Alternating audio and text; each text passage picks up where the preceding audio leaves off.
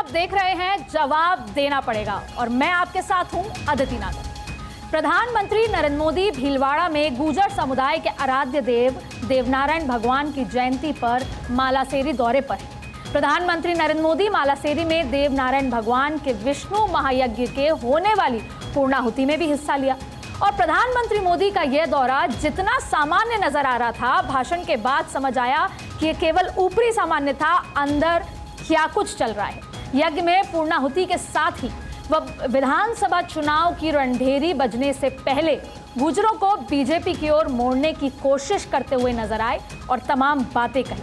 और गुर्जर चूंकि 2007-2008 में बीजेपी राज में हुई फायरिंग और तमाम जो घटनाक्रम हुआ उसके बाद बीजेपी से छिटक गया था और कांग्रेस के साथ आया, क्योंकि सचिन पायलट के चेहरे के साथ गुर्जर चाहता था कि न सिर्फ राजस्थान लेकिन देश भर में सचिन पायलट को जिस तरीके से देखा जा रहा था उसे वो अपने समाज का भविष्य भी सोच रहा था।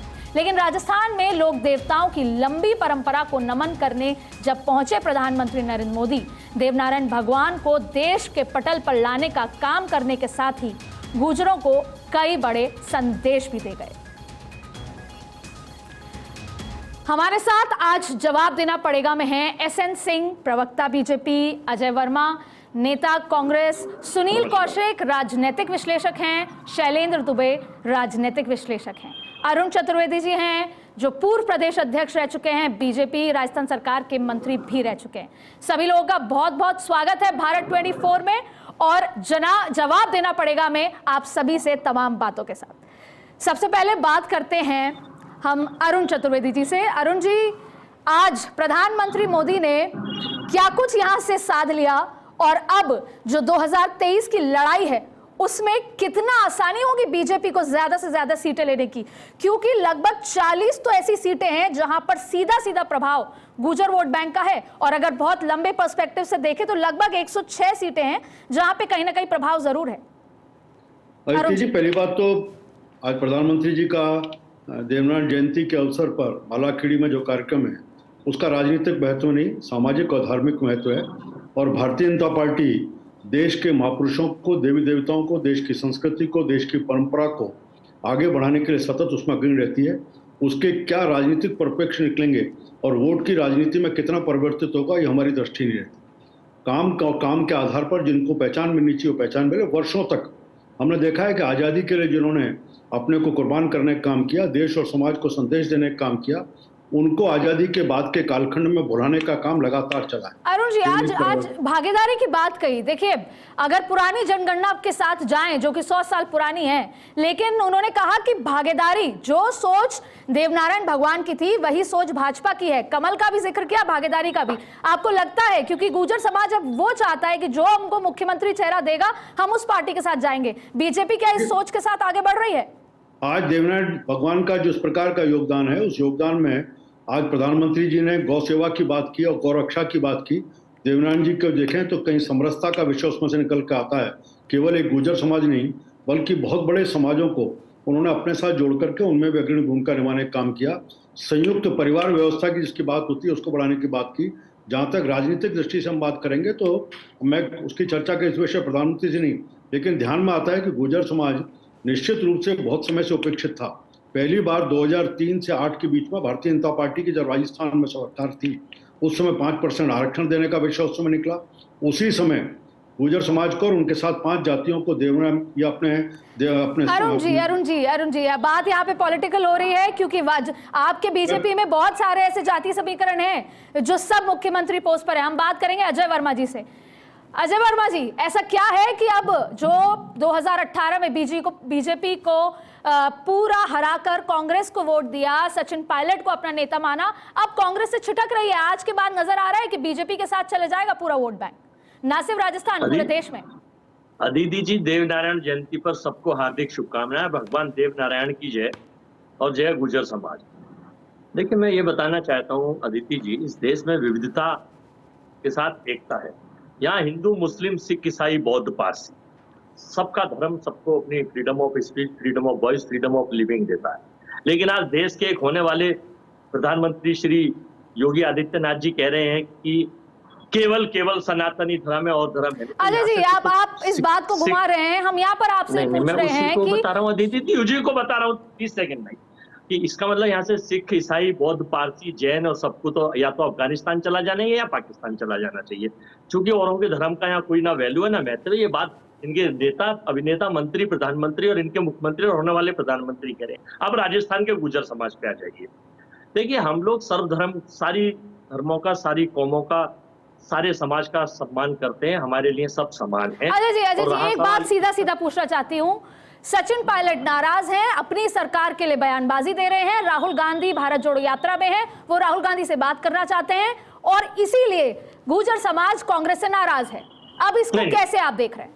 ये आपकी उपज हो सकती है या लोगों की उपज हो सकती है। गुर्जर समाज कांग्रेस के साथ था, है, और 2023 में पुनः मजबूत सरकार बनाएगा, 24 में देश की सरकार बदलेगा। अब मैं केवल माननीय प्रधानमंत्री वहां गए, बड़ी अच्छी बात है, देश का आदर्श होते हैं प्रधानमंत्री, लोगों के दिलों में बसते हैं जैसा कि ये कहते हैं। लेकिन जब देश के संवैधानिक पद पर बैठे लोग झूठ बोले, आप मेरे सवाल का जवाब नहीं दे रहे हैं अजय जी। मैं सिर्फ इतना जानना चाह रही हूँ, सचिन पायलट को सही प्लेसमेंट क्या दिया जाएगा? हाँ, मैडम आपने देखिए अभी मंत्री जी को टाइम दिया, तो मेरा भी टाइम दीजिए, मैं उसके बाद इसका जवाब देता हूँ। मित्रों, हमने वादा किया था कि 2022 में हर आदमी को घर मिलेगा, किसी को नहीं मिलना। मित्रों, हमने वादा किया था कि 2 करोड़ नौकरी हम हर एक को देंगे, लेकिन नहीं मिली।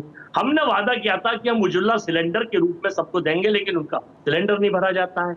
मित्रों, अब जब चुनावी दौर शुरू हो जाता है तो ये सत्ता की भोग, सत्ता का लोभ, सत्ता का लालच, ना देश में जीडीपी देखेंगे, ना देश में व्यापार देखेंगे, ना नौकरी देखेंगे, ना रोजगार देखेंगे, हर चीज में चुनाव करेंगे। अरे प्रधानमंत्री नरेंद्र मोदी वहां बोल आए हैं कि गौ सेवा की है भगवान नारायण जी ने, हम करना चाहते हैं। सबका साथ सबका विकास की बात कर रहे हैं, हम करना चाहते हैं। भागीदारी की बात, क्या आपको एक आंकड़ा बता दूं, बहुत जरूरी है हम सबको जानना कि आज सिर्फ राजस्थान की बात नहीं है अजय जी, पूरे देश में लगभग 12 ऐसी सीटें, अगर लार्जर प्रोस्पेक्टिव से देखें तो 22 राज्य ऐसे हैं, अभी 12 राज्य की बात कर रही हूं जहां पे सीधा सीधा वोट बैंक है गुर्जरों का। तो ऐसे में, और जम्मू कश्मीर भी आता है, तो गुजरात भी आता है।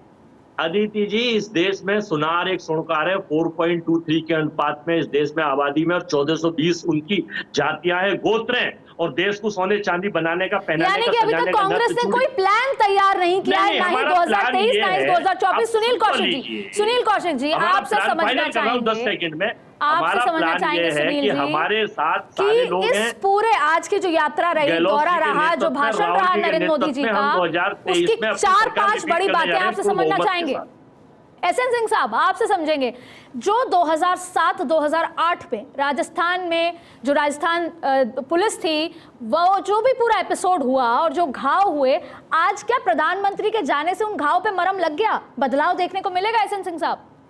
देखिए अदिति जी, सुनील कौशिक जी ने भी बहुत अच्छी बात कही और सभी लोगों ने बहुत अच्छी बात कही कि एक तरफ भारतीय जनता पार्टी है जो सबका साथ सबका विकास सबके विश्वास के नारे को बुलंद करती है, और जो अपना होता है उसको सर पे सजा के रखती है, जो अपना नहीं होता है उसको बनाने की कोशिश करती है, जो हमारा नहीं है हम उसको छोड़ तो नहीं रहे, उसको अपने बनाने की कोशिश कर रहे हैं। और वोट परसेंटेज का अंतर आप देखेंगे 2018 में 39.3% वोट कांग्रेस पा रही है और 38.8% वोट भारतीय जनता पार्टी पा रही है। मतलब 1% वोट के लिए हम तो 20% वोट हासिल करके 2 सीट से आज हम 300 सीटें हासिल करने वाली पार्टी बन गए, देश नहीं दुनिया की सबसे बड़ी पार्टी बन गए। हमें अपने पे भरोसा है, विश्वास है। और कल प्रधानमंत्री जी जब लड़कों को ये शिक्षा दे रहे थे कि किस तरह से विद्यार्थियों को ध्यान केंद्रित करना चाहिए, वो यही शिक्षा भारतीय जनता पार्टी ये कहती है कि अपना ध्यान केंद्रित करिए, आप आलोचनाओं पे मत जाइए कि आपने क्या काम किया। अभी कांग्रेस के प्रवक्ता कह रहे थे हम कांग्रेस पे सवाल उठाते आते हैं, लेकिन एक सवाल ये है कि बीजेपी कुछ भी करे, चाहे वो एक ये धार्मिक कॉरिडोर करे, तमाम चीजें करे, ये सब क्या पॉलिटिकल फायदे के लिए है? ये सब क्या सिर्फ वोट बैंक के लिए है? एक सवाल के लिए पहुंचेंगे अरुण चतुर्वेदी जी। अरुण चतुर्वेदी, सीधा जवाब, क्या गुर्जर ये चाहता है कि राजस्थान में गुर्जर मुख्यमंत्री हो? बीजेपी क्या इसके लिए तैयार है? क्योंकि बीजेपी में राजस्थान में 10 चेहरे हैं जिसमें ब्राह्मण, जाट, राजपूत से लेकर तमाम नाम है, और नाम आपको मुझको दोनों को अच्छे से पता है। तो क्या अब गुर्जर को एंट्री मिलेगी? क्योंकि अब गुर्जर ये चाहता है कि जो भी हो मुख्यमंत्री चेहरा गुर्जर होगा, तब वोट देंगे, वरना वोट नहीं देंगे। क्या कहेंगे आप? देखिए, पहली बात तो भारतीय जनता पार्टी की इस लाइन पे नहीं। मैं दूसरी बात लेकर आऊंगा कि इसमें आपने बात की कि आज कांग्रेस पार्टी की राजस्थान में सरकार पूरी तरह झूठ पर आधारित है। उन्होंने जो नारे किए मैं उन चर्चाओं में नहीं जाऊंगा, लेकिन एक बड़ा चेहरा सचिन पायलट का लेकर के आए थे, प्रदेश अध्यक्ष थे, उन्होंने सारे पिछली भारतीय जनता पार्टी सरकार के समय सामने रखा था। और जो आपने कहा कि गुर्जर वोट की तरह से पूरी तरह से डाइवर्ट हुआ और कांग्रेस के साथ गया, उसका बड़ा कारण कोई था तो सचिन पायलट थे, एक विषय। दूसरा, अगर हम केवल इसके बाद जाएं, भारतीय जनता पार्टी जो नई थ्योरी जिसमें की है, और विशेष रूप से नरेंद्र मोदी जी के प्रधानमंत्री बनने के बाद जो देश में हुआ है, विकास की राजनीति, डेवलपमेंट की राजनीति, मुद्दों की राजनीति, उसके ऊपर चल रहा है। और जातियों की राजनीति से इतर देश की राजनीति को नरेंद्र मोदी के बाद के काल अरुण जी, बस मैं ये चाहती हूँ आप ये बताएं कि अगर गुर्जर मुख्यमंत्री होगा तो क्या राजस्थान की प्रदेश टीम एक्सेप्ट करेगी? मुझे लगता है कि जब तक ये विषय पूरा होगा नहीं आएगा तो भारतीय जनता पार्टी के पक्ष को नहीं रख पाएंगे। आप उसमें देखना पड़ेगा कि आज जितनी हमने बात की तो केवल पहली बार देश में देवनारायण योजना बना करके राजस्थान के 13 जिले जिन जिलों में था उनमें उत्थान के नाते काम करने वो जरूरी था, करना इसलिए जरूरी था क्योंकि 2007-8 में बीजेपी की सरकार में वो हाहाकार बचा था, उसको बैलेंस करना जरूरी था। मैं टोक रहा हूं बीच में, अपनी जानकारी को दुरुस्त करिए।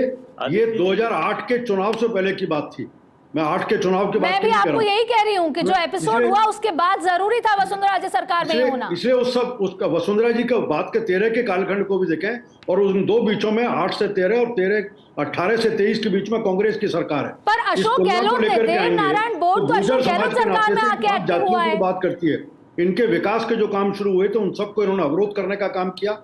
जहां तक आरक्षण का विषय था 5% हम दिया, और दूसरे के कालखंड में 1% और 4%, वो 50% के दायरे में इंदिरा साहनी के केस के दायरे में लेकर के आज भी उस आरक्षण का लाभ मिल रहा है। तो समग्र विकास, सबके साथ न्याय, इस सिद्धांत को लेकर के भारतीय जनता पार्टी चल रही है। सबके साथ न्याय होगा कैसे जब सबका साथ सबका विकास 10 लोग मुख्यमंत्री के सीट के दावेदार खुद को मान रहे हैं, तो सबके साथ विकास कैसे हो पाएगा? सबको कैसे संभाला जाएगा? आपने मेरे सवाल का ही जवाब नहीं दिया कि क्या अगर भारतीय जनता पार्टी ने किसी को भी मुख्यमंत्री के नाते तय नहीं किया, इसलिए चेहरे के आधार पर नहीं, जाति के आधार पर भारतीय जनता पार्टी नहीं करने वाली इस काम को। इस बात को बार बार रिपीट किया गया है। सब समाज जिसमें निकल कर रहेगा, पार्टी कार्यक्रम तय करेंगे। मोटे तौर पर है, सरकार बनने के बाद हम परफॉर्मेंस की राजनीति करें, डेवलपमेंट की राजनीति करें। एसएन सिंह साहब, ये जो सनातन धर्म पे एक बार फिर वो भी योगी आदित्यनाथ का बयान आया जिसको लेकर विपक्ष लगातार सवाल कर रही है, आप ये बताइए कि क्यों, क्या वापस से हिंदू चुनाव पास आ रहे हैं तो हिंदुत्व का एजेंडा है क्या? बिल्कुल नहीं अदिति जी, और उन्होंने गलत क्या कहा? सनातन धर्म का उन्होंने कहा वो धर्म। सुन लीजिए भाई, इनको चुप कराइए। अंग्रेजों के बनाए हुए अजय जी आपको समय दिया था, आपको समय दिया था, तो एसएन सिंह साहब को चुप कराइए। जो देश तोड़ने का कार्य किए उनको चुप कराइए। इनको एक तो आप भी करेंगे। सर्वे भवन्तु सुखिनो का नारा देने वाले लोग, हम लोग तो सर्वे भवन्तु सुखिनो जो वसुधैव कुटुंबकम की बात करता है, यही तो सनातन धर्म है, राष्ट्र धर्म है। राष्ट्र धर्म है क्या? जो सबकी बात करे, जो सबकी चिंता करे, लेकिन जो कहे कि देश के संसाधनों पे एक का अधिकार है, उसकी चर्चा तो हम नहीं करेंगे ना। जो ये कहता है कि सभी धर्म की बात है, जो आप ये कह रहे हैं और देश में आग कहा गया है मुख्यमंत्री द्वारा, वो ठीक है। भाइयों बहनों, देखिए बिल्कुल उन्होंने क्या कहा, आप उसको सुनेगी तभी तो। पहले इनके भोग को बंद करिए, मैं बताता हूँ। अजय जी एक बार सुनते हैं, सफाई सुनते हैं। रिकॉर्डर को एक धर्म ऐसा है जो कहता है, अरे सुनिए, सनातन धर्म का मतलब होता है सभी का। अजय जी जब आपको मौका दिया, जब आपने जवाब नहीं दिया, अब आप दूसरों को नहीं बोलने दे रहे हैं। मतलब होता है ऐसा धर्म जो सबके कल्याण की बात करे, लेकिन जिसका कोई धर्म ही नहीं, जो भी धर्मी है, जो सुनील कौशिक जी, लगता है कि अब आपसे बात कर लेते हैं, क्योंकि जो भगवान राम को मानता ही नहीं है उसकी क्या चर्चा कर। अब सुनिए अदिति जी, उन्होंने क्या कहा, एक ऐसा अरे भाई अदिति जी सुनिए, इन्होंने सवाल पूछा, जवाब अदिति जी सुनिए, उन्होंने क्या कहा। अजय वर्मा जी आपको म्यूट करना पड़ेगा। अजय वर्मा जी सुनना पड़ेगा सबको। सुनील कौशिक जी आपसे सवाल करते हैं। सुनील जी एक बात बताएं, जब भी चुनाव आता है कोई भी पार्टी है वो धर्म का सहारा ले लेती है, बीजेपी या कांग्रेस। राहुल गांधी ये कहते हैं कि मैं सेक्युलर हूं लेकिन फिर भी मंदिर जाते हैं, और वही बीजेपी की बात हो, कहीं ना कहीं धर्म का सहारा। क्यों ऐसी जरूरत पड़ती है? अब धर्म के बिना चुनाव नहीं हो सकते। जल्दी बता पाएंगे अदिति, धर्म के बगैर चुनाव हो सकते हैं कि नहीं हो सकते हैं, लेकिन निश्चित तौर से धर्म का आधार है। बिना धर्म की राजनीति कहाँ हो सकती? ये तो एक दूसरे के पूरक हैं। और जब कोई पार्टी किसी धर्म का विरोध करेगी, किसी धर्म पर सवाल खड़े करेगी, तो निश्चित तौर से उस पर राजनीति होगी। ये तो राजनीतिक दलों को सोचना चाहिए कि राजनीति को धर्म से दूर रखें, और लेकिन धर्म पर टिप्पणियां होंगी, धर्म पर सवाल खड़े होंगे, धर्म के लोगों को टारगेट किया जाएगा, तो निश्चित तौर से आश्रय कहाँ मिलेगा? वही राजनीति में आकर के। और जब राजनीतिक लोग खड़े होते हैं, उसी के आधार पर वोटिंग होती है। तो ये तो कांग्रेस को भी समझना पड़ेगा और बीजेपी को समझना पड़ेगा। पर बीजेपी ने अपना हक जमा लिया है, ये राम मंदिर पे, धर्म पे, हिंदुत्व पे, तो कांग्रेस को क्या करना चाहिए अब? नहीं, कांग्रेस कर रही है ना। राहुल गांधी को मजबूर किया कि नहीं किया? जनेऊ पहनने पे मजबूर किया, मंदिर जाने के लिए मजबूर किया कि नहीं किया? पहले तो मैंने कभी राहुल गांधी को नहीं देखा मंदिर जाते हुए, जनेऊ पहनते हुए। तो जब ऐसी स्थितियां आ जाएं कि राजनीतिक दल दूसरे राजनीतिक दलों को मजबूर कर दें जाने के लिए, तो निश्चित तौर से मैं कह रहा हूं कि राजनीति सही हो रही है। जब धर्म पर आप सवाल खड़े करेंगे, धर्म पर कहेंगे कि ये भगवा आतंकवाद हो सकता है, आप समझ सकते हैं कितने लोगों का मन छलनी हुआ होगा इस बात को सुनकर के। तो कम से कम राजनीतिक दलों को ये समझना पड़ेगा कि अपनी राजनीति से दूर रखें धर्म को। और जो आजकल चल रहा है, जैसे आपने मुख्यमंत्री के बयान को लेकर के जिक्र किया, धीरेन्द्र शास्त्री को लेकर के चल रहा है। कल आपने इंदौर में देखा ना किस तरीके से वीडियो वायरल हुआ, थाने में जाकर के लोग कह रहे हैं कि अब मैं शब्द वो बोल भी नहीं सकता, वो शब्द का वहां उपयोग किया है उन लोगों ने। तो क्या होगा? अब आप उत्तर तो जैसे मोदी जी कहते हैं और योगी जी कहते हैं, मैं उसकी बात से सहमत हूँ। एक्शन का रिएक्शन तो होगा, लेकिन एक्शन कहाँ से शुरू होगा? अब जब कहीं से कुछ होगा ही नहीं तो रिएक्ट क्यों होगा? जहां बार बार बात कर रहे हैं, देखो गुजरात दंगे की बार बार बात करता है विपक्ष, पर इस बात को लेकर के जिक्र नहीं करता कि बौगी में कार सेवकों को जलाने का काम किसने किया, शुरुआत किसने की। बौगी बंद करा करके आप देखिए कि उसमें आग लगा दी गई और 59 के आसपास लोग मारे गए। इस पर कोई जिक्र नहीं करना चाहता। शैलेंद्र जी इसी बात पे मुझे लगता है राजनीतिक दलों को अपील करनी चाहिए रहती कि बहुत हो गया, अब देश को आगे ले जाना है, अब बहुत राजनीति हो गई, अब कम से कम विकास की बात ही करें, देश के समृद्धि की बात करें, और जो कुछ हुआ उसको भूल जा करके आगे बढ़ने की बातें करें। विकास की बात हम कर रहे हैं, लेकिन विकास से ज्यादा धर्म की हो जाती है। शैलेंद्र दुबे जी, आज जब प्रधानमंत्री मोदी राजस्थान गए तो ना सिर्फ राजस्थान के गुर्जर, देश भर के गुर्जरों को ये बता दिया कि जो आप जिस तरफ देख रहे हैं, जो आप सोचते हैं, जो आपके आराध्य देव सोचते थे, वही भारतीय जनता पार्टी सोच रही है। उन्होंने साफ कह दिया कि वही कमल का फूल है जिस पे आपके आराध्य देव विराजमान है, ये वही कमल का फूल है जो देश के विकास को आगे बढ़ा रहा है। आपको लगता है बिना किसी घोषणा के, बिना कुछ तोहफा दिए प्रधानमंत्री मोदी जब वापस लौट आएंगे तो क्या वोट बैंक का कोई फायदा मिलेगा? देखिए अदिति जी, प्रधानमंत्री मोदी जी एक अच्छे कुशल वक्ता हैं, बड़े ही मैच्योर जो है स्पोक्स पर्सन है। और अच्छे वक्ता की निशानी होती है कि वो जिस क्षेत्र में जा रहा है, जिस समाज के बीच में जा रहा है, जिन ऑडियंस के बीच को जिसको टारगेट करना है, तो उनकी एक्चुअल में जो है कल्चर क्या है, उनको कनेक्ट करने के लिए किन किन चीजों को जो हमें ध्यान में रखना है, इन सब चीजों का वो ध्यान रखते हैं। आपको कहीं भी किसी भी रैली को वो संबोधित करें, चाहे वो सामाजिक प्रवेश की हो, चाहे वो राजनीतिक उसकी हो, चाहे वो कोई सरकारी कार्यक्रम हो, तो आप चूंकि भारतवर्ष की जो पृष्ठभूमि है भौगोलिक तौर पे बहुत ही डाइवर्सिफाइड है। आप यहाँ पर जो है 28 पूर्ण राज्य और 8 केंद्र शासित प्रदेश मिलकर जो बनता है, जिसमें इतनी तमाम क्षेत्रीय भाषाएं, एक अच्छे जो वक्ता की निशानी है। रहा पर जो प्रश्न आपने किया, क्या इससे उनको लाभ मिलेगा या नहीं मिलेगा, तो देखिए जब तक कांग्रेस सचिन पायलट को मेन सीट पर जो नहीं लाती है, तो आप ये तय मान के चलिए कि गुर्जर जो है कांग्रेस के साथ नहीं आने वाले। क्योंकि जब 3 राज्यों में पिछले चुनाव हुए थे और वहां पर जो 2 राज्य मध्य प्रदेश और छत्तीसगढ़ जहां पे लगातार 15 वर्ष से जो है भाजपा शासन में थी, तो वहां एंटी इनकम्बेंसी भी एक फैक्टर था, जिसकी वजह से जो वहां रिप्लेसमेंट हुआ। और राजस्थान में चूंकि एक बार बीजेपी एक बार कांग्रेस रहती है, उसकी पुनरावृत्ति हुई। और तीनों राज्यों में जहां पर प्रदेश अध्यक्षों को जो है कांग्रेस ने सत्ता सौंपने का काम किया, अब उसमें छत्तीसगढ़ में क्यों नहीं जो है नेतृत्व परिवर्तन का इशू आ रहा है? क्योंकि तुलनात्मक जो टीएस देव हैं, उनके तुलनात्मक भूपेश बघेल जो युवा है और ओबीसी उससे भी आते हैं, संगठनात्मक भी उनका जो है एक अच्छा अनुभव है, तो जाहिर सी बात है वो इंटैक्ट किया, तो वो इस वजह से अब वो विरोध का स्वर नहीं देखने को मिलता। जबकि यहाँ राजस्थान में युवा हैं, संगठनात्मक जो प्रमुख भी थे जो है सचिन पायलट, तो वहां अगर आप अभी भी अगर उनको नहीं सत्ता सौंपने का काम करेंगे, मुझे नहीं लगता किसी भी तरह का जो है कांग्रेस को कोई रिवाइवल या पुनरावृत्ति होने की। अरुण चतुर्वेदी जी, अगर सचिन पायलट को कांग्रेस सत्ता नहीं सौंपती या ये नहीं बताती कि अगली बार चुनाव में वो चेहरा होंगे तो भाजपा को कितना फायदा है। लेकिन जिस तरीके से आज प्रधानमंत्री नरेंद्र मोदी आए, अपने चेहरे पर उन्होंने जाति के उन जंजीरों को तोड़कर, हर बार चाहे उत्तर प्रदेश की बात हो चाहे कहीं की बात हो, उसको तोड़कर वो आगे निकल जाते हैं। तो जाहिर तौर पे किसी चेहरे के साथ जाते हुए नहीं नजर आ रही है भारतीय जनता पार्टी। तो क्या एकजुट होकर लड़ेंगे एक साथ भारतीय जनता पार्टी राजस्थान में? क्या सतीश पूनिया और वसुंधरा राजे एक साथ चुनाव लड़ेंगे? अदिति, पहले मैं अजय वर्मा जी ने जो बात को उसको लेकर आऊंगा। उन्होंने कहा कि हमने प्रदेश अध्यक्ष के नाते से उप मुख्यमंत्री बनाया और उनको मैजा देने की बात की। आज वही राजस्थान इस बात का गवाह है, पूरे सारे देश ने देखा है। उसी उप मुख्यमंत्री को, उसी प्रदेश के अध्यक्ष को, जिसने पिछले दिनों भारतीय जनता पार्टी के खिलाफ काम करते हुए सरकार को दावा करते हैं कि हम सरकार कांग्रेस को लेकर के आए, उन्हीं को नकारा कहा तो इनके मुख्यमंत्री ने कहा, निकम्मा कहा तो मुख्यमंत्री ने कहा, गद्दार कहा तो मुख्यमंत्री ने कहा, कोरोना कहा तो इनके मुख्यमंत्री ने कहा।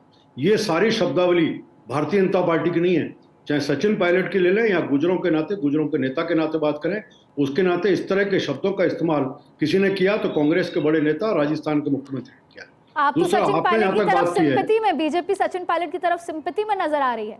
हम सिंपैथी नहीं है, लेकिन हम अभी अजय वर्मा जी ने जो बात कही वो बड़े बड़ा चला के कह रहे थे कि हमने उनको एक नेता के नाते प्रोजेक्ट किया। उस नेता को अपने नेता के नाते साथ किस प्रकार का व्यवहार, किस प्रकार की शब्दावली का इस्तेमाल किया, ये सारा राजस्थान लगातार देख रहा है। दूसरा मैं देख रहा हूँ, जहां तक कोई चेहरे की बात है, भारतीय जनता पार्टी ने इसको स्पष्ट रूप से कहा है और देश में भी पिछले दिनों जो चुनाव हुए, हमारे यहाँ एक पार्टी की कार्यपद्धति है, उस कार्यपद्धति के आधार पर ही पार्टी का पार्लियामेंट्री बोर्ड कहाँ किसको करना है नहीं करना, इस सारे विषयों को तय करने की बात करता है। इसलिए आज ये विषय आपके और मेरे लिए ओपन नहीं है। पार्लियामेंट्री बोर्ड को लगेगा किसी को प्रोजेक्ट करके चेहरा सामने रख के चुनाव लड़ना है तब भी। अरुण जी, बात एकदम सही है, लेकिन एकजुटता की बात है। अरुण जी, एक सवाल और करेंगे। अदिति जी, मुझे मेरा वक्तव्य पूरा करने दीजिए, नहीं तो शायद न्याय नहीं होगा। कि आज भारतीय जनता पार्टी राजस्थान में इतनी सक्षम है, संगठन के आधार पर, बूथ के कार्यकर्ता के आधार पर, नीचे सबके आधार पर, इस सरकार की कमी और पिछले सरकारों का काम, नरेंद्र मोदी के जितने भी आज जन कल्याण के काम है, वो इतनी मुखर होकर के बोल रहे हैं। इनके कारण से हम कह सकते हैं कि राजस्थान में निश्चित होकर के इस कांग्रेस की विदाई और राजस्थान में भारतीय जनता पार्टी के सरकार आने का मार्ग प्रशस्त होगा। जहां तक मैं फिर उस बात को एक बार अपनी बात को समाप्त करूंगा, उससे पहले मैं कहूंगा कि जातियों की व्यवस्था के नाते ये मैं आपसे आग्रहपूर्वक निवेदन करूंगा कि लोकतंत्र में सर्व समाज की बात को लेकर के हम एक विकास की धारा को लेकर के आए, एजेंडे की राजनीति को लेकर आए, इस विषय बढ़े। हम कब तक जातियों के निकलते रहेंगे, किस जाति का कितना कौन नेता बनेगा, कौन बनेगा? जो नेता है सर्व जातियों का है। आप किसी का नाम लीजिए, कोई ऐसा नेता नहीं है कि केवल एक जाति के आधार पर कहीं देश का, प्रदेश का नेता बन के खड़ा हो। वो सब जातियों को नेता हो तब बनकर। अरुण जी, आपको सुना, लेकिन संक्षिप्त में एक जवाब मैं चाहती हूँ। देखिए, जब मानगढ़ धाम की तैयारियों की एक कोर ग्रुप की बैठक हुई, दिवाली के आसपास की बात थी, तो अमित शाह और जेपी नड्डा दोनों की अध्यक्षता में जयपुर के पूरी कोर टीम को यह कह दिया गया कि आपने आज तक, आप भले ही कह रहे हैं कि पॉलिटिकल बात कर रहे हैं कि अशोक गहलोत ने ये कहा, तमाम चीजें हुई, लेकिन आज तक आपकी जो पार्टी है वो सरकार राजस्थान में विपक्ष के तौर पे कोई बड़ा एजेंडा नहीं खड़ा कर पाई। और ये मैं नहीं, ये आपके पार्टी के नेता कह चुके हैं, जिससे वो खुश नहीं है। जन आक्रोश यात्रा निकली, कुर्सियां खाली रह गईं। तो बीजेपी किस तरह से काम कर रही है? जरूर है कि पार्लियामेंट्री बोर्ड तय करेगी, लेकिन क्योंकि बीजेपी एकजुट नहीं है, इसीलिए बीजेपी राजस्थान के हर बड़े मुद्दे को लेकर के आज जितने कांग्रेस ने वादे किए, उन मुद्दों को लेकर के खड़ा करने का काम भारतीय जनता पार्टी ने किया। रीट लगातार परीक्षाओं के आउट होने के कारण युवाओं के भविष्य के साथ खिलवाड़ होने का, उसके लेकर के बड़े आंदोलन, उसको लेकर के हमारे लाठीचार्ज, सबके गिरफ्तारियां तक होने का। चलिए अरुण जी, चलिए, अभी तो प्रदेश अध्यक्ष की लड़ाई भी बहुत लंबी है। लड़ने काम किया, एक मुद्दे को छोड़ने काम भारतीय जनता है, और इस सरकार को लगातार कटघरे में खड़ा करने का काम भारतीय जनता पार्टी राजस्थान में। अजय जी, अभी तो प्रदेश अध्यक्ष की लड़ाई बहुत लंबी है, और आपको बता दें कि आपका नाम भी उस फहरिस्त में है प्रदेश अध्यक्ष की, जो अगर बदलाव होता है। लेकिन समय कम है, मैं जाऊंगी। अजय वर्मा जी कुछ कहना चाहते थे, अजय जी बताएं। देखिए, बड़ी अच्छी बात, अपनी पार्टी के नेता हैं, मंत्री रहे हैं, अपनी बात रखनी चाहिए, कहनी चाहिए, इन्होंने रखा। मैं दूसरी चीज ये बताना चाहता हूं कि हमको राजस्थान का देवतुल्य वोटर पुनः मजबूती से 140 सीटों से ज्यादा जिताएगा, लोकसभा हमको जिताएगा। हमें ये उम्मीद है कि हमने वो काम किए हैं और हमने प्रोपोगंडा नहीं फैलाया, हमने झूठ नहीं बोला, हम झूठ के आधारित नहीं है, हम झूठ पर आधारित नहीं है, हम देश को झूठ नहीं बोलते। अजय जी, मुझे रोकना नहीं चाहिए, मुझे अच्छा नहीं लगता। सद्भावना की बात आपके बीच में नहीं बोला था, मैं झूठ के आधार पर बनी है, मैं आपके बीच में नहीं बोला था, आपके सम्मानीय बेरोजगारी भत्ते का विषय, ये मैं आपको बिजली की कीमतों में वृद्धि नहीं करेंगे। देखिए, हम ये लोग सारे वादे आपने आधारित किए नहीं है और हम लोग नकली आंकड़ों पर आधारित नहीं है, हम लोग मुद्दों की बात करते हैं। हमारे लिए सत्ता सर्वोपरि नहीं है, हमारे लिए जनता सर्वोपरि है। जिस पार्टी की सेवक के रूप में अजय जी, आप उस बात का, अजय जी समय कम है, आप सिर्फ एक लाइन में उस बात का जवाब दे दीजिए कि हरीश चौधरी जो कि पंजाब के प्रभारी हैं, पहले मंत्री रह चुके हैं, सचिन पायलट, राजेंद्र गोड़ा, ये तमाम लोग अपनी ही सरकार के लिए सवाल उठाते रहते हैं। ना केसी वेणुगोपाल कुछ करते हैं, ना मल्लिकार्जुन खड़गे कुछ करते हैं, और ना आपके नए प्रभारी कुछ कर रहे हैं। जी, हमारे यहाँ अदिति जी अंतरिम लोकतंत्र का है, सबको बोलने का अधिकार है। हमारे यहाँ बीजेपी की तरह वन मैन शो डिक्टेटरशिप नहीं है। गुड्डा भी हमारे भाई है, हरीश चौधरी भी भाई है, ये जो बोलेंगे तो कबीरदास, ये बढ़िया है, ये बढ़िया है। अगर भ्रष्टाचार के आरोप लगा रहे हैं, स्वीकार कर रहे हैं ना, निंदक नियरे राखिए। देखिए, सीनियर नेता है कांग्रेस, लोकतंत्र में सबसे भ्रष्टाचार के आरोप लगा रहे हैं। सबको बहुत बहुत शुक्रिया हमारे साथ जुड़ने के लिए, बहुत बहुत शुक्रिया अजय जी, बहुत बहुत शुक्रिया अरुण जी, सुनील कौशिक जी, बहुत बहुत शुक्रिया एसएन जी, तमाम लोगों को हमारे साथ जुड़ने के लिए बहुत बहुत शुक्रिया। दरअसल ये डिबेट और ये ऐसा है सब्जेक्ट जिस पे हम लगातार कई घंटों बात कर सकते हैं, लेकिन एक बार फिर प्रधानमंत्री मोदी ने अपने मैजिक से, एक बार फिर प्रधानमंत्री मोदी ने ये जो बात कार्यकारिणी में कही थी कि जितने भी वो जो छोटी संख्या में जो जाति हैं, जो कि मार्जिनलाइज्ड हैं, उनको साथ लेकर चलने की बात कार्यकारिणी में कही थी, जिसका खुद ये उदाहरण आज का दिन है कि गुर्जरों को आज गए, उनके मरहम लगाया गया 2007-8 की घटना पे, और आज मुख्य धारा में उनको लाने के संकेत भी दे दिए। बहुत बहुत शुक्रिया इस एपिसोड में आपको मेरे साथ जुड़ने के लिए।